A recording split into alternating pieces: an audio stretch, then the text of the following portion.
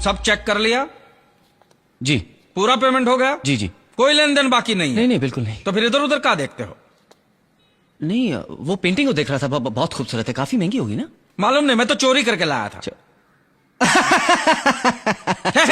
दरवाजा उधर है। एक ग्लास पानी मिलेगा सर? 3 दिन से पानी नहीं आ रहा है। मैं भी कॉफी पी रहा हूं, वो भी एक ही कप है। और कुछ? सर मैं आऊंगा 2 दिन के बाद चेक करने की, कोई तकलीफ नहीं है।